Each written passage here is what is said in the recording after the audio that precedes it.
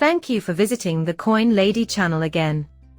As you can tell by the image, the topic I want to touch on in this video is, to put it mildly, fascinating.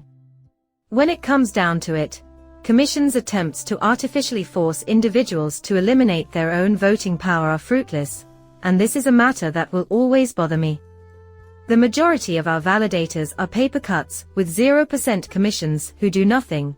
They can remain in the active set since they don't contribute anything, and our environment encourages them to do so, as I've mentioned before, but in case you didn't catch that. And validators, based on the moon, make up the bulk of the other section. Now, the world beyond our little cocoon is something I always keep a close eye on. I feel like I'm finally seeing the fruits of my labor. The DCM was obviously a labor of love, and I even helped promote it. The only thing I would change is that I absolutely hated the idea of 0% commissions.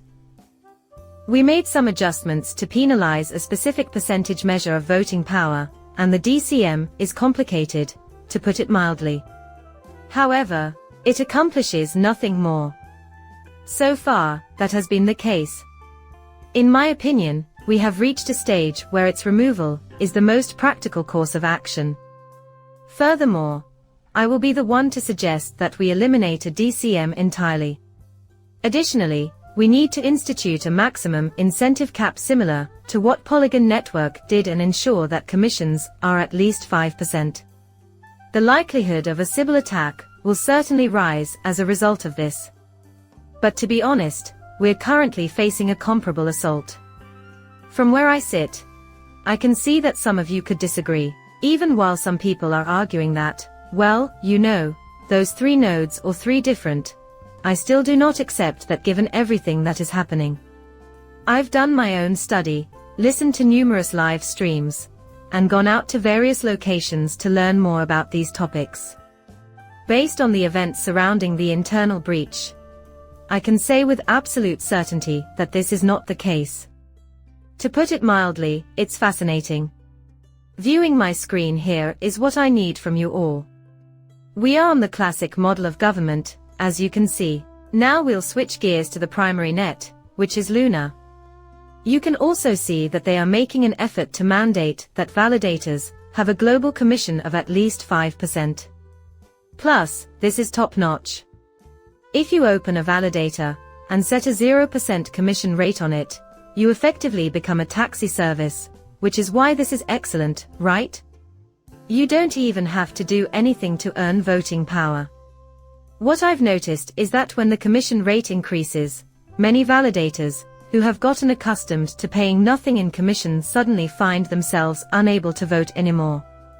Plus, they have no idea what's causing this to occur. Simply put, you aren't doing anything, hence there are no genuine advocates for you. This is a perfect example of a scenario where adding new content to this blockchain is the only way to validate it. And as an example, we've introduced a lot of new stuff over the years. For instance, I'm reintroducing Luke Dash, and RE launch is just around the corner. Things like this wouldn't be happening right now, when random meme coins are going up 400%, if every validator put in the same amount of effort. We've done all the burn programs, all the burn portals, and every band, including my own YouTube bans, every deck. The chain would be booming. Things are progressing nicely. As far as bunks go, Solana is soaring through the BNB ranks. You've got a plethora of coins making gains while we're only idling about, doing nothing of note. However, we are all eager to see these massive pumps. I simply do not believe that we are cultivating an environment conducive to fostering. As I mentioned in my video earlier today, we are not cultivating an environment conducive to fostering.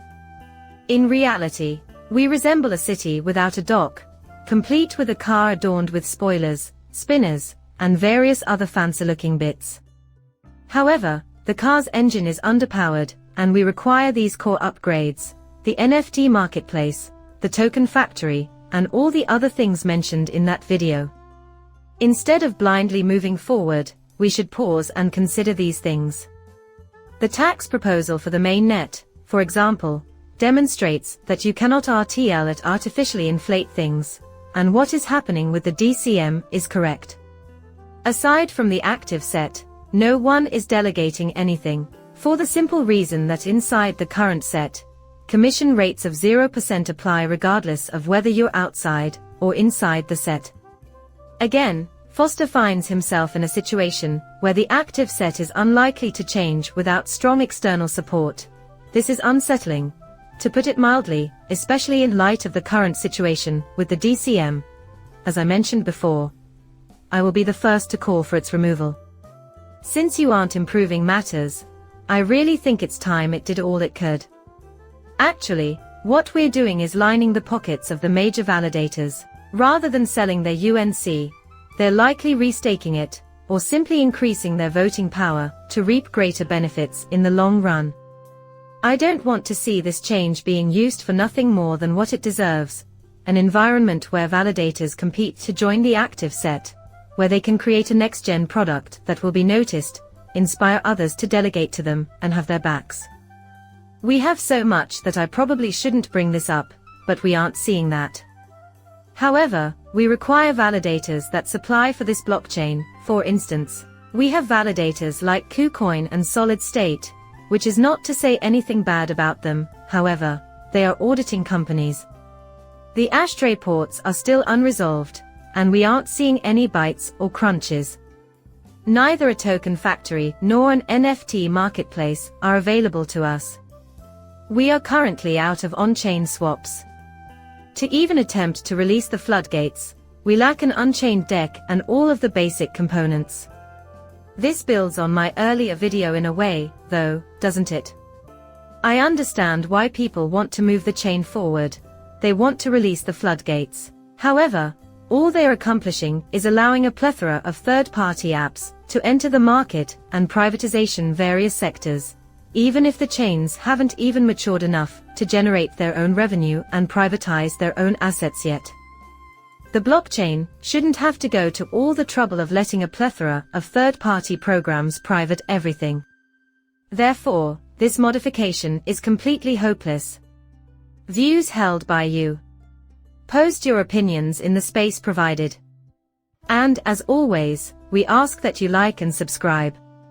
Coming up shortly, farewell.